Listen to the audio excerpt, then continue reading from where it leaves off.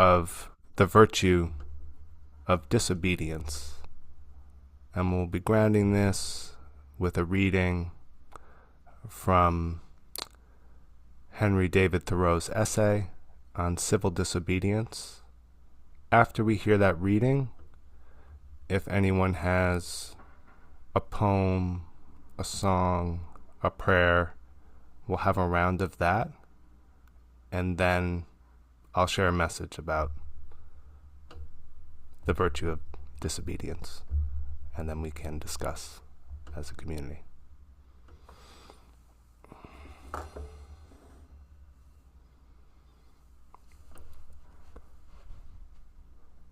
So a little context for this essay. I'm just going to read part of it. Thoreau was a great thinker, philosopher. We know him because he lived in that little cabin by Walden Pond. And in one story of his life, he refused to pay a tax for the Mexican-American War. He refused to pay a poll tax. He was arrested. He spent a little time in jail. When he came out, he wrote this essay called On Civil Disobedience. And I'm just going to share, part of it.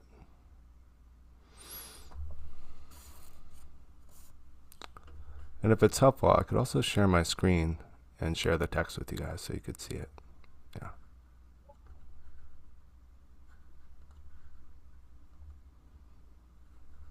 So here we are. It's a little dense, but we're going to start right here.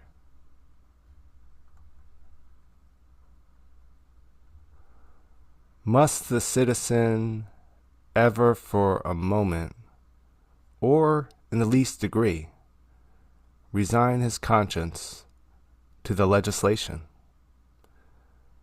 Why has every person a conscience then? I think that we should be people first and subjects afterward. It is not desirable to cultivate a respect for the law so much as for the right. The only obligation which I have a right to assume is to do at any time what I think right. It is truly enough said that a corporation has no conscience. But a corporation of conscientious people is a corporation with a conscience. Law never made a person a whit more just, and by means of their respect for it, even the well-disposed are daily made the agents of injustice. A common and natural result of an undue respect for law is that you may see a file of soldiers, colonel, captain, corporal, privates, powder monkeys and all, marching in admirable order over hill and dale to the wars, against their wills, against their common sense and consciences, which makes it very steep marching indeed, and produces a palpitation of the heart. They have no doubt that it is a damnable business in which they are concerned. They are all peaceably inclined. Now what are they? People at all? Or small movable forts and magazines at the service of some unscrupulous man in power? Visit the Navy Yard and behold a Marine, such a man as an American government can make, as such as it can make a man with its black arts, a mere shadow and reminiscence of humanity, a man laid out, alive and standing, and already, as one may say, buried under arms with funeral accompaniments, though it may be, not a drum was heard, not a funeral note. As his course to the rampart we hurried, not a soldier discharged his farewell shot, or the grave where our hero we buried.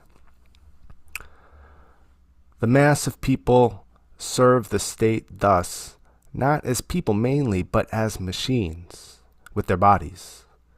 They are the standing army and the militia, jailers, constables, posse comitatus, etc. In most cases there is no free exercise whatever of the judgment or of the moral sense. but they put themselves on a level with wood and earth and stones. And wood and men can perhaps be manufactured that will serve the same purpose as well. Such command no more respect than men of straw or a lump of dirt. They have the same sort of worth only as horses and dogs. Yet such as these even are commonly esteemed good citizens. Others, as most legislators, politicians, lawyers, ministers, and office holders, serve the state chiefly with their heads. And as they rarely make any moral distinctions, they are as likely to serve the devil without intending it as God.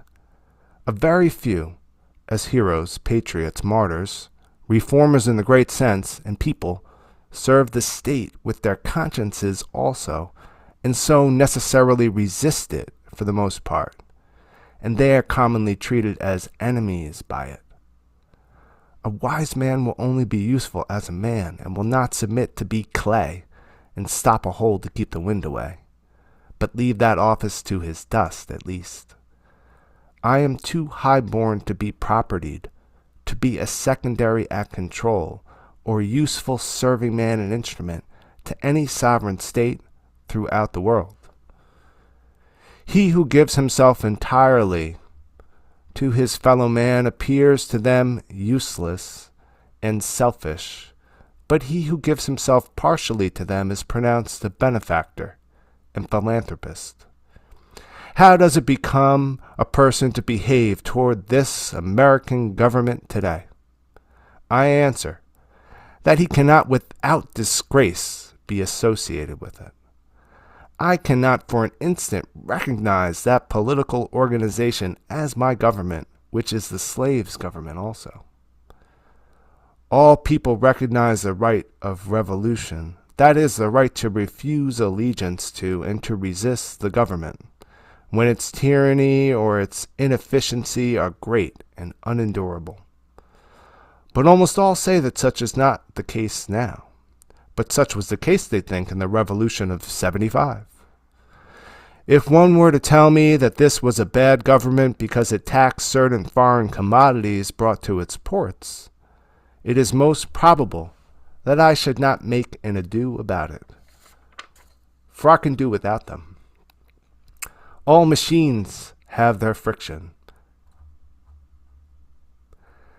and possibly this does enough good to counterbalance the evil. At any rate, it is a great evil to make a stir about it. But when the friction comes to have its machine and oppression and robbery are organized, I say, let us not have a machine any longer. In other words, when a sixth of the population of a nation, which is undertaken to be the refuge of liberty, are slaves, and a whole country is unjustly overrun and conquered by a foreign army, and subjected to military law, I think that it is not too soon for honest men to rebel and revolutionize. What makes this duty the more urgent is the fact that the country so overrun is not our own, but ours is the invading army.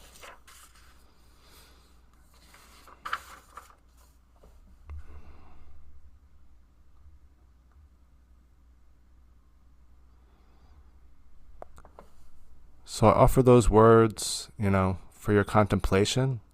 And before we really get into this theme, the virtue of disobedience, I want to invite if anyone has a poem to share, if anyone has a song, a prayer. I see Fran, your hand. This is a prayer for America. Thank you. O thou kind Lord, this gathering is turning to thee. These hearts are radiant with thy love. These minds and spirits are exhilarated by the message of thy glad tidings. O God, let this American democracy become glorious in spiritual degrees. even as it has aspired to material degrees, Mm. and render this just government victorious. Confirm this revered nation to upraise the standard of the oneness of humanity, to promulgate the most great peace, to become thereby most glorious and praiseworthy among all the nations of the world. O God, let this American nation, excuse me, O God, this American nation is worthy of thy favors and is deserving of thy mercy. Make it precious and near to thee through thy bounty and bestowal. Abdul Baha. Thank you.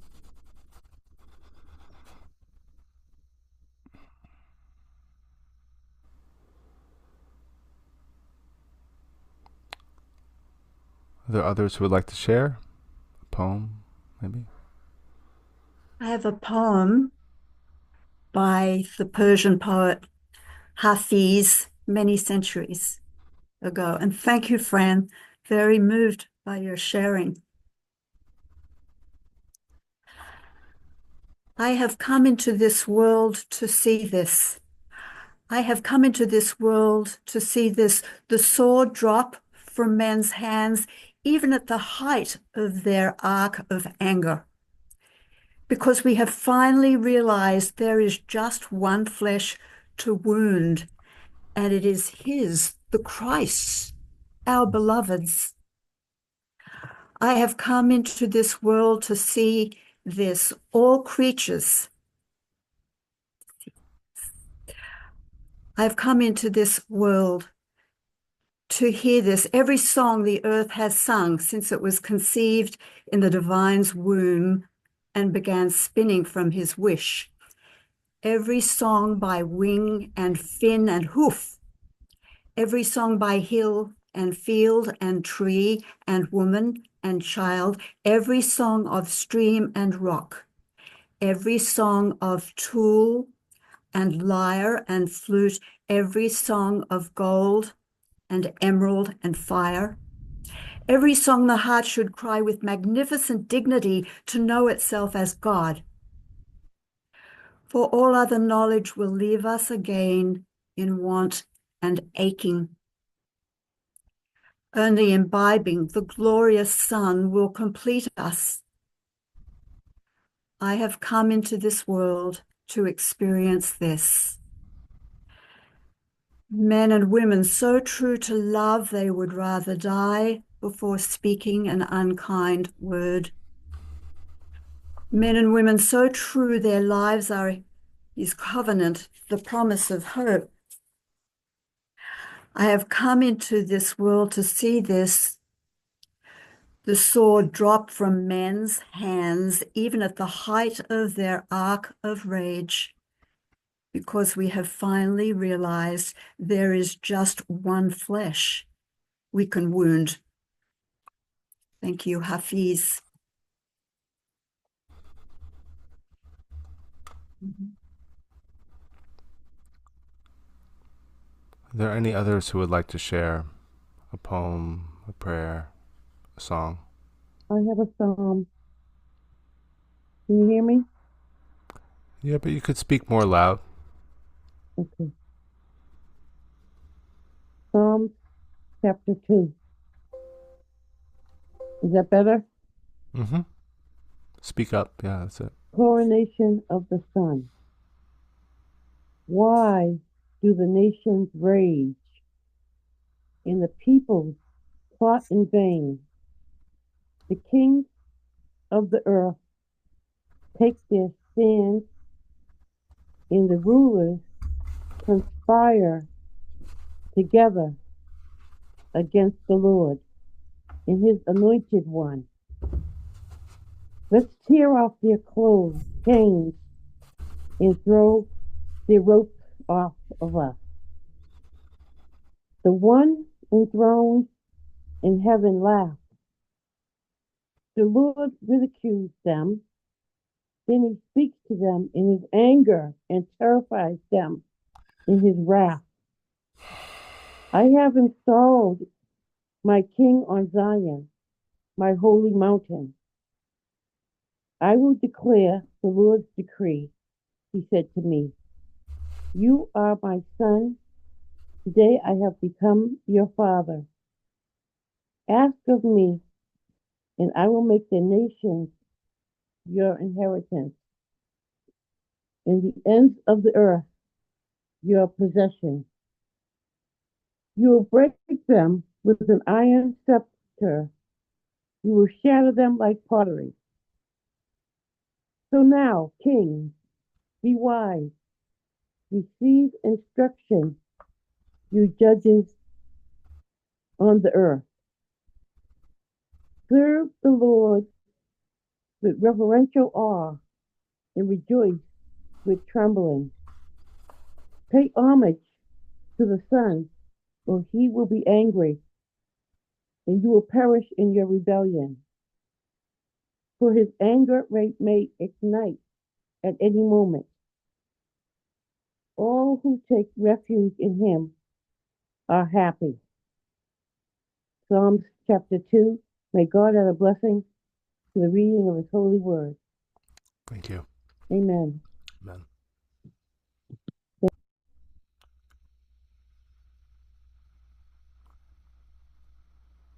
Would anyone else like to share? Thank you, Deb. I have a reading, Thanks. and this is from the book See No Stranger. I can't recommend it highly enough in these times. I had forgotten the stars, burning so strong and long that their light reaches us long after they have died. Isn't that what our lives and our activism should look like? Not the supernova, a single outburst under pressure.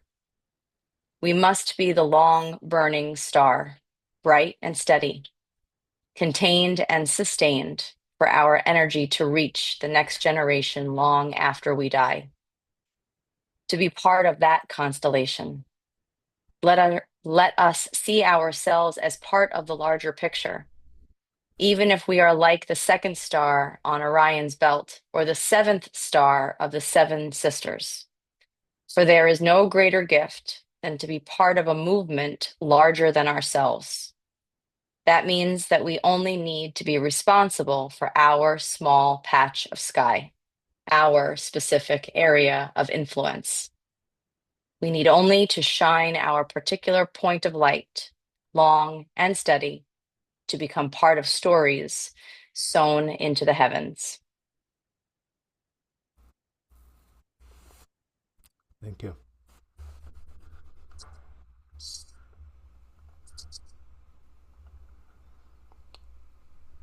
Is there anyone else who might like to share something?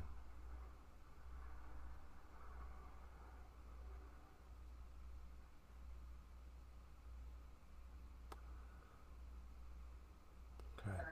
Well, welcome, Tian. And now I want to thank everyone for sharing. And I want to speak a little bit about this virtue of disobedience.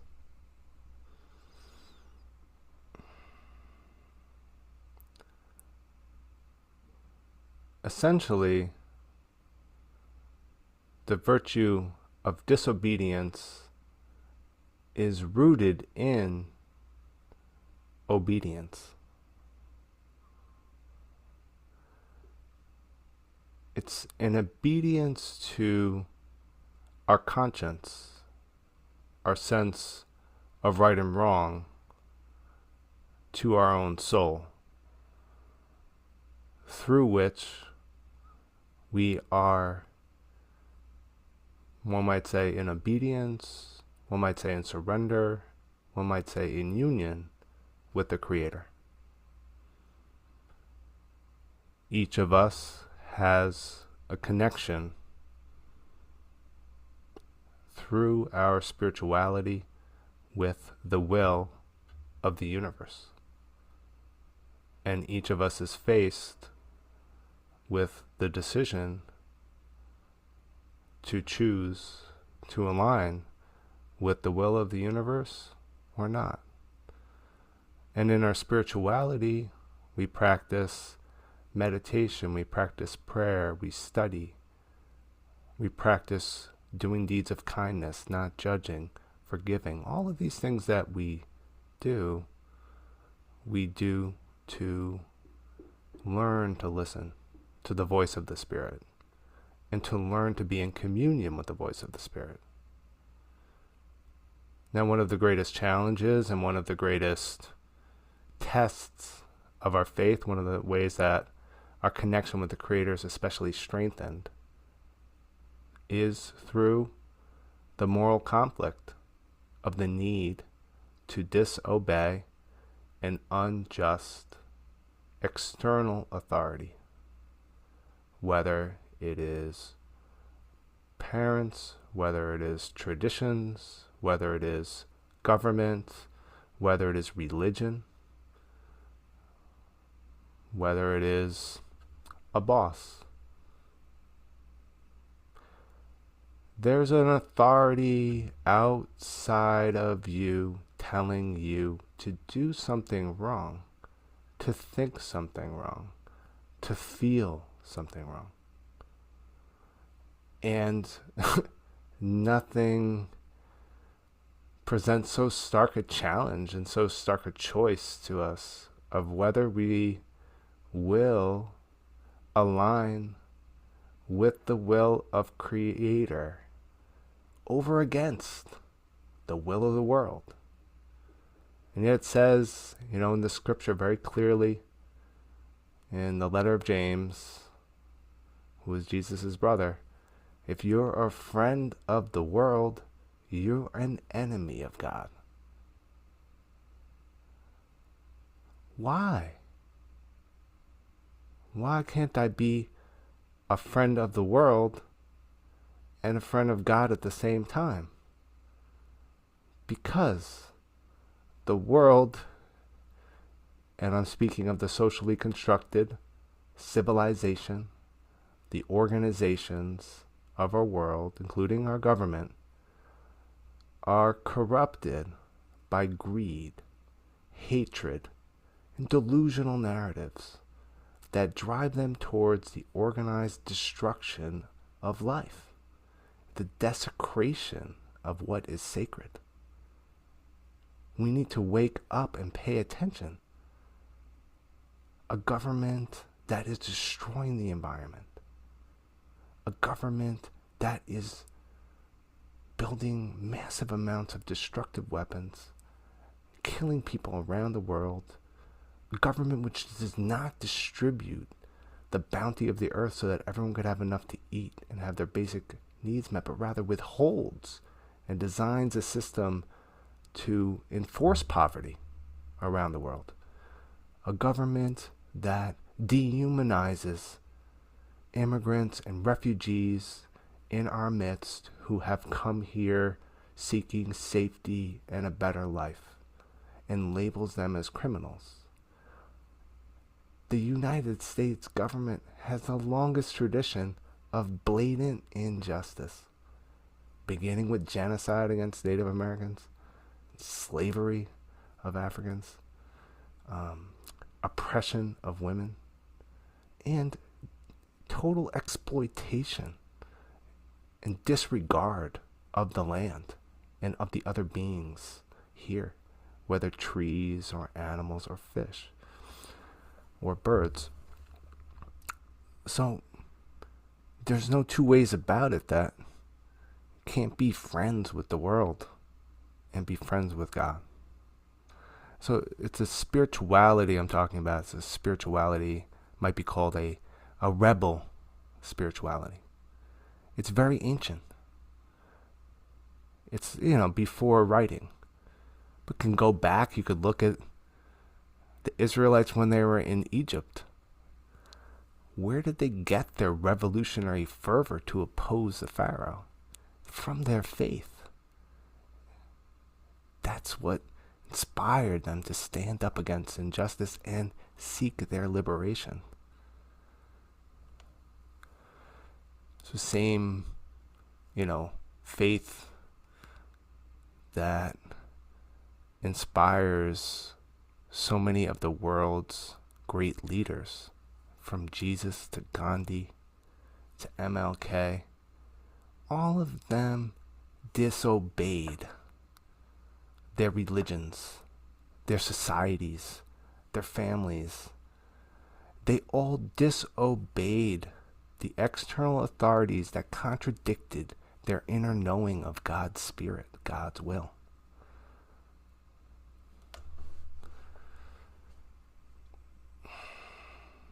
Henry David Thoreau, in that essay, he talks about what happens when we give over our allegiance to the government. It's like a lobotomy of the conscience. To give your conscience over to an external authority, such as the U.S. government, for example, sign right up, become an ICE officer. Go ahead and do this injustice, because if you give away your mind, if you give away your conscience, now you become a mere tool in the hands of the oppressor. This is what he was talking about. Give up your conscience to decide whether a war is right or wrong, and go and fight a war for the government, even though it's a war of oppression, colonization, even though it's an unjust war. In our spirituality, there's a reason in this country that people fought for the separation of church and state. The reason we fought so hard for that separation is because the state is not aligned with the will of the Creator. And we need in our religion to be affirmed in the right of resistance, the right to say no and honor your conscience. That sometimes means not paying taxes. That sometimes means burning a draft card. That sometimes means going in the street and protesting and stopping traffic. Sometimes means getting arrested for justice. It sometimes means hiding someone from ICE so that they don't get deported. It means could be lying to them, in some cases. Because that kind of action, it's justified to break an unjust law. And the United States has never had a set of just laws. We've got some that everyone can agree with, like a do not drive drunk, basic speed limit. We got many things, Of course, you can't assault a person. We can agree on many of the laws that the nation has, as long as they're aligned with the will of the Creator. But when you look at the laws of this nation, even the ones that have a moral basis are not enforced in a moral way. The laws that we have, even if they appear just, they're not just because the punishments are not just. The criminal justice system is corrupt. It's dehumanizing. And it's set against the poor and people of color. And it always has been. Whereas rich people get away with anything because they hire enough lawyers to delay, to appeal, And if they do get sentenced, the white-collar criminals, they get no time compared to a poor person. So even the laws in this country that seem just are not, unfortunately. The activities of the government, if you look at, the budget of the government, so much money is spent on what we call the defense. When you're spending more money on the military than the next 10 or 15 nations combined, you can't tell me that's a defense. It's an offense. It's very aggressive, very violent, very destructive activity. It's like if I was a member of a community it's like organized criminals running my community, spending half the money they steal on guns. I mean, in what world can I be convinced that this is a legitimate operation? Our government is not a legitimate operation. It just isn't. It's a criminal organization. I hate to say it. I wish it was different. But it just isn't. Amen. It just exists, and it's more corrupt now than who knows. But it just seems to exist to enrich a very small number of very wealthy people and offer the smallest paltry services to the rest of the people, just enough to keep us pacified so we don't rebel. But the government is not aligned with the best interests of the people, is not serving the will of the people, is not doing God's will. And so the virtue of disobedience is essential to cultivate. It is spiritual. It is an obedience to what is right. It's an obedience to love. It's an obedience to truth. But if you're in obedience to truth, you're in a stark disagreement with lies. If you're in obedience with love, you're opposed to hate. If you're in obedience to justice, you are an enemy of injustice. That's the position that you come into. And through our faith, through our spirituality, we want to go deeper into that. That true obedience that then makes the disobedience more clear. What we have to do to resist oppression. What we have to do to resist dehumanization, desecration of our environment. All of these things that are happening, we need to find our strength. Because one person who is truly in the power of their soul can meet the oppressor as an equal. This is what Gandhi taught. He talked about soul force. He never began a campaign to resist some injustice unless he was willing to die for the cause. Unless he had that over my dead body attitude. That's soul force. When you have that over my dead body kind of attitude, now you're at the level of soul and you're meeting the oppressor at the level of soul. You're equal whether they command an army or not. And that's how Gandhi engaged, for example, with the British government and achieved liberation for India non-violently, without harming anyone, without even speaking in a judgmental or dehumanizing way about the people oppressing. Only through the power of love, embodying love as best he could. So in this time, in this nation, I feel there is a blessing in the blatant injustice of the current administration. It's a blessing for us because it allows us to see more clearly that our government is indeed cruel, unjust, oppressive, irresponsible with its use of power. Other leaders hide it much better. But now we have an opportunity to see it for what it is. If you could see it for what it is, then we begin to see what we need to do. And what we need to do begins on the inside, cultivating this virtue of disobedience. Find small ways to disobey. Find small ways to contradict lies with truth. Find small ways to love the ones the government says to hate. The government says all immigrants without documents are criminals. Contradict. Say they're not criminals. It is not a criminal thing to come into a country to seek safety for your family, to leave a dangerous situation and go to a safer situation. It's not a crime to seek a place where you can make a higher wage for your labor. This is not criminal. This is morally right people have a responsibility to go to the better place. The fact that they can't get the documents, because no one could get the documents. But I want to say, they're not criminals. They are lovely people. They're our neighbors. They're our friends. They're family.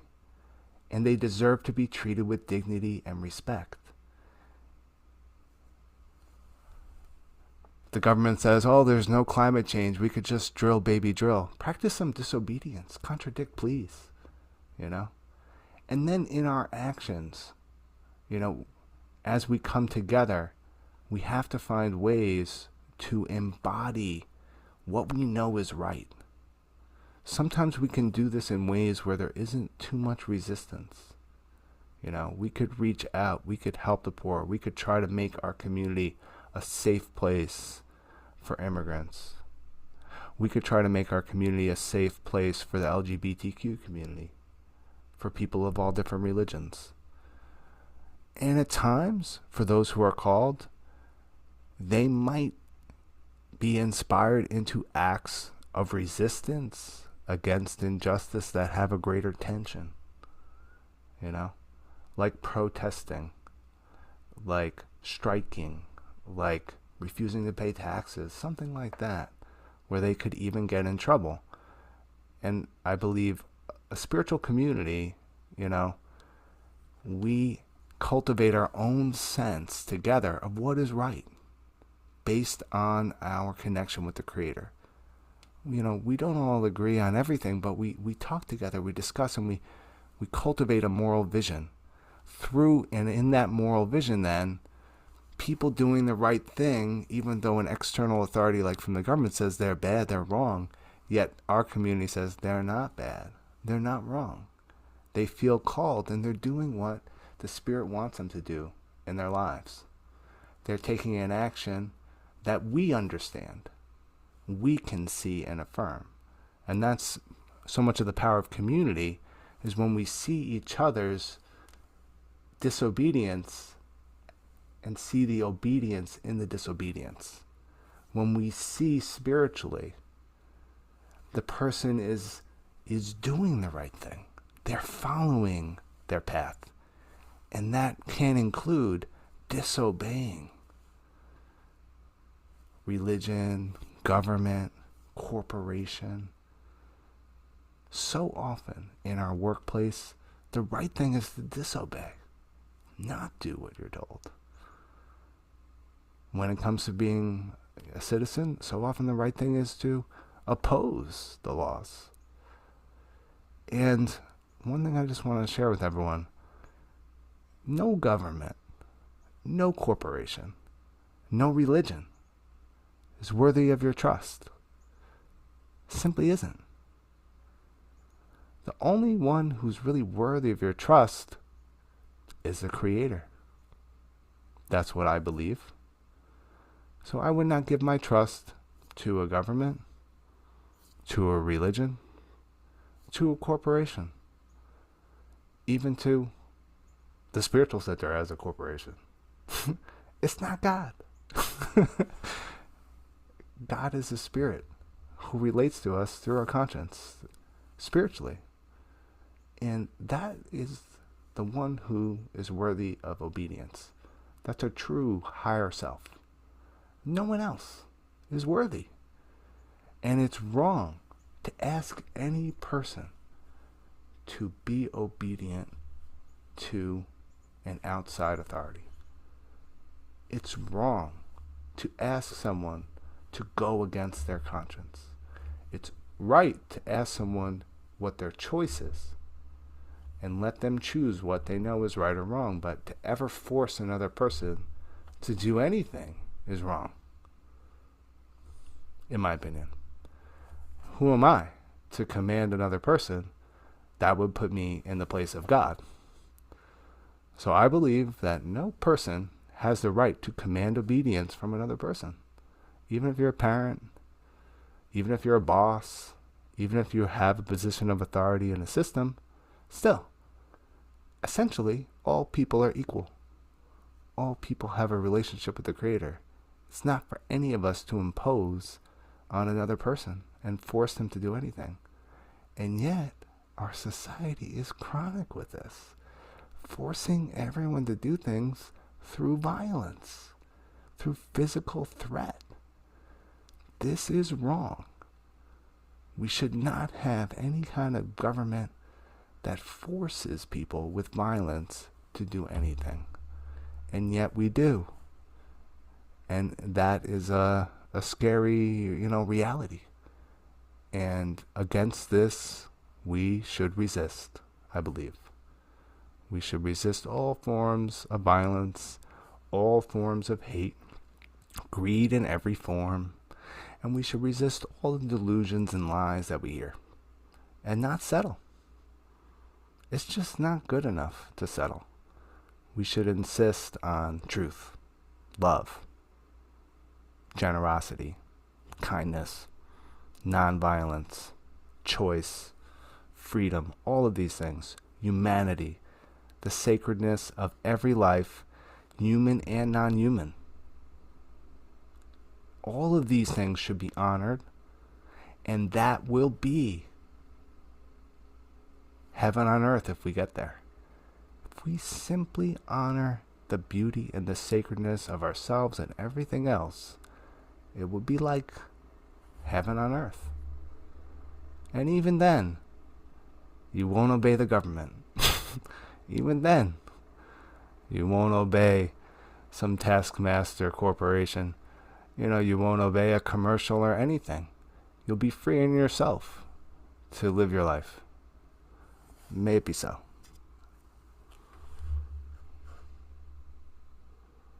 Amen.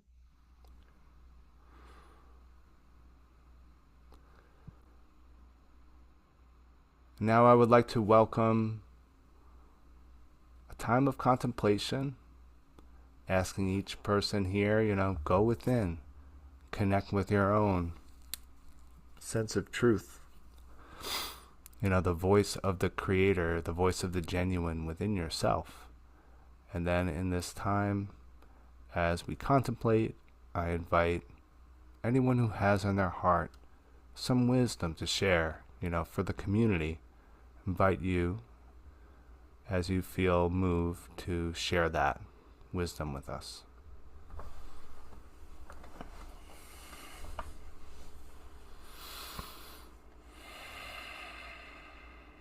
Among the monstrosities and lies that are imposed on us to get our obedience are linguistic ones. And so the very name of the country that we live in, which was created by settlers and conquest, the very name of it was usurped. The Americas are two whole continents, not just one fairly small, spiritually small country. And the Gulf of Mexico is universally recognized as a body of water. And half of its shore in the Gulf of Mexico is the country called Mexico today and Cuba combined. And a big other part of it is what is called a U.S. state of Texas, which was part of Mexico before settlers working for slavery conquered it, and before the war against Mexico waged by the United States in 1846, which Henry David Thoreau was protesting against. And the funny thing about usurpers and conquerors is that they're also clowns. They are buffoonish. It recalls the name of Satan or Shatan, which is the name of a buffoon, as I understand. And so it's buffoonish to say that the Gulf of Mexico is the Gulf of America, referring to the United States, because America actually means two huge continents. So perhaps this is an indication that the two continents can be joined together on a basis of equality and peace. partly through disobedience. Thank you, David.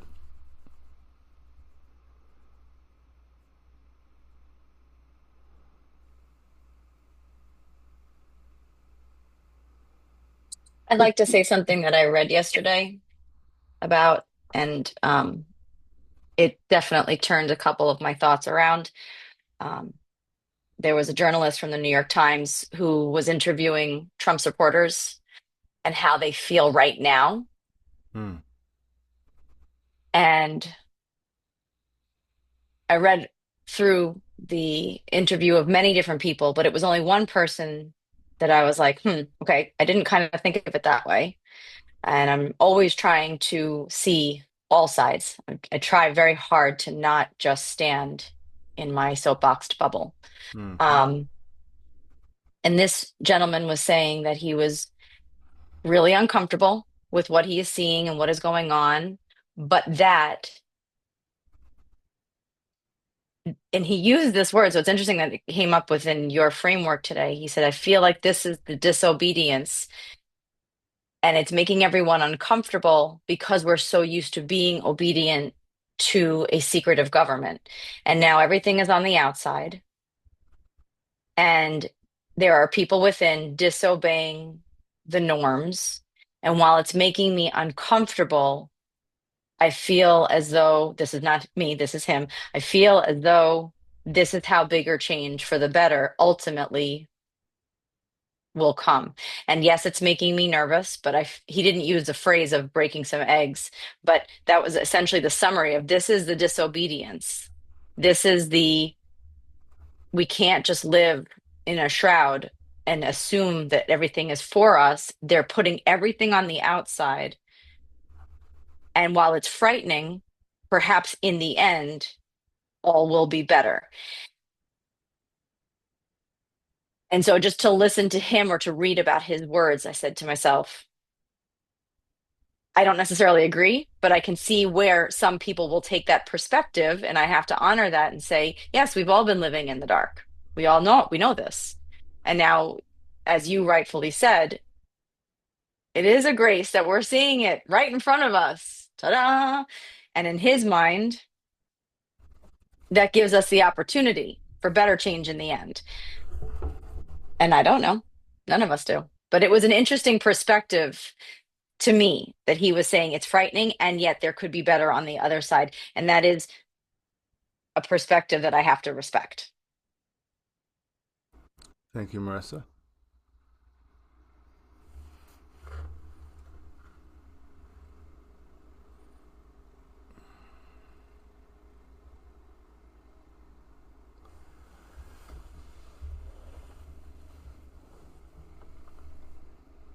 I want to say something kind of in this moment in our country. There is this sense, like Marissa was quoting from this article, that Trump and his administration are being disobedient to norms. The danger with dictatorship kind of dynamics is when the citizens are so overwhelmed, so fearful and powerless that we acquiesce to allow one person to be in charge of all of us. This is it's like being passively obedient to Donald Trump being disobedient. No, we need to find our own disobedience, because unfortunately Donald Trump is not divinely inspired. He's a confused individual, very delusional individual, very hateful. He's racist, he's sexist. He has tendencies towards cruelty, towards bullying. He discriminates against everyone and has a kind of white supremacist point of view. In addition, he only seems to respect other people who have as much or more money than him, or as much or more power than him. So, wishful thinking that he's somehow going to make things better by exercising his choices over against everyone else's, he doesn't have the potential to make things better, in my opinion. So for us as citizens, we cannot be so distracted by his erratic, frenzied movements that we forget that we have power, that we forget that we have our own disobedience to act out. You know, we have our own sense of what's right and wrong, and we can't afford to be passive and let him be the only actor in this drama of the nation. He cannot be trusted. If he was God's messenger, maybe. But he isn't. He pretends to be. He pretends that he's sent by God. He has a whole bunch of religious leaders laying hands on him and being like, oh, thank you for sending him, and oh, yes. All of a sudden he's like, I'm a righteous Christian now. I never was before, but I realized it was getting votes, and now I kind of believe my own lies, and I haven't even read the Bible, but I love it. It's my second favorite book after The Art of the Deal. It's like, come on, people. We can't be this easily tricked. This guy's not morally centered, not spiritually centered, not a person who could be trusted. I've said this before. He wouldn't even be trusted for the Little League. He would be ousted as a Little League coach because his behavior is so outrageous, so disrespectful, so delusional. Imagine losing a Little League game and then telling all the team, we didn't lose, it was stolen from us. You wouldn't even let him coach. Believe me. The fact that he's got this power and is the president is a total violation. This guy should not be the president. That's why it feels so scary. It's like a drunk driver. It's wild. And, unless the citizens find their own power, it's like a runaway train. It doesn't mean he's all bad or some demonic person. He's just a typical confused person. That's it. And don't forget Elon Musk, because he's not elected and he's going in and firing people. And people voted for Project 2025. I mean, people knew Project 2025 and still voted against the interest because of the racism and the hatred of black, brown advancement. Trying to get rid of black history, to erase the past, is criminal. I recently, I was the Africa regional assistant, and I recently saw something from South Africa where Elon Musk, a product of the apartheid South Africa, tried to call out an African official as an international criminal. And the letter that they responded to him was so good. I have to share it with you later. But they said, if I'm an international criminal for standing up for my people, then so be it. But you're not going to run our state. You're an oligarch. You took over the United States, and now you're trying to tell South Africa what to do. So, as a result, no businesses can function in South Africa. No American businesses can function. And as a result, South Africa is not sending any more minerals to the United States. So what I'm glad about is that America is Elon Musk is being called out on the world stage, because the world knows the corruption America is doing. And that's a form of resistance, and it has to come from world leaders, and it's coming from world leaders. And from us. Yeah, thank you, Deb. Liz, you want to share?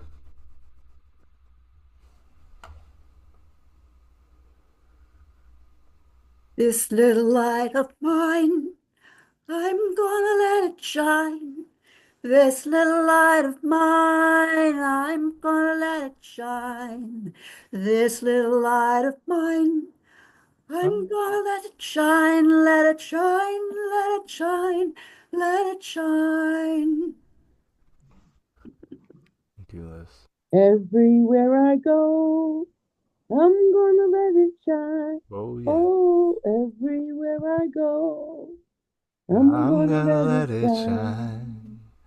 Everywhere I Everywhere I go, go, I'm we're gonna let let it it shine. shine. Let Let it it shine, shine. let it Let it shine, shine. let it Let it shine. shine. Is there anyone else Amen. in the community who would like to? Thank you, Deb. Is there anyone else in the community who would like to share who hasn't shared already? Yes, I would like to share. Um, I wanted to comment on what Marissa was saying about the gentleman with his perspective of how our present government is going to change everything. And for me, um, I see that the opposite points of view are, for example, they talked about stop the steal, but the only ones who stole the election were those who were accusing others of stealing the election. And they talk about the weaponization of the government, and in reality, they are this current government is the one that's using the government as a weapon, dismantling the whole government. And but my thing is what you said, Ian, about resistance. It's um, how to resist and to not be overwhelmed by, because I find myself just, it's like hearing so many lies. It's like I can't listen to the news too much because it's too overwhelming. Yeah. And I'll just to respond to that, Michael. Thank you for bringing that point. Mm. The whole the whole thing about resistance, the whole thing, like as Marissa was saying about being a light, that reading shining in the sky. No one can do this alone. So this is why we have the freedom of assembly. This is why we have the right to come together in groups, because it is impossible to hold an attitude of resistance as an isolated person in relationship to the system that you're resisting. The only way to hold a resistance that I know of without burning out is through community of resistance. So we have this remarkable freedom in this country. We can come together safely on Zoom or in our building, spiritual center, and other people's homes or whatever. We all get together and say, we agree that this is wrong. Let's talk freely in a safe setting about how to resist. Let's share our thoughts, our feelings together, and we have that right. I don't take that right lightly, because there's a lot of countries where you can come together. You're not allowed to come together. And if you gather religiously, the government's watching, and they're carefully controlling everything that's said. We have a remarkable freedom in this country. The civil rights movement was born out of churches. The abolitionist movement was born out of churches, because it always takes an assembly. People have to come together to support each other. And that's why I'm talking about our community. This virtue of disobedience is something we can celebrate as a community, something we can support each other with, something where we have the freedom to talk about being in resistance to the world, being in resistance to injustice, being in resistance to hate. And together as a community, we can cultivate it. By ourselves, in our own private conversation in our mind, I don't think it will hold up. But when it becomes a community conversation about shared values, about practices, celebrating the stories of resistance, celebrating each other for doing what's right, even when we face backlash, that's where I think we could find strength together. Yeah, and just to build upon that, thanks everyone, is we really need to organize and come together. And I look forward to doing that with you guys.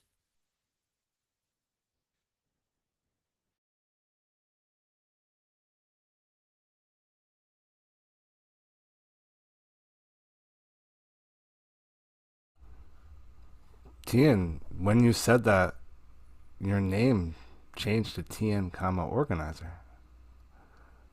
Is that I don't know how that happened, how but could that have it happened? was magical. I'm celebrating this miracle. Tian is an organizer officially. There's a little Wizard of Oz with that, but you know how it is.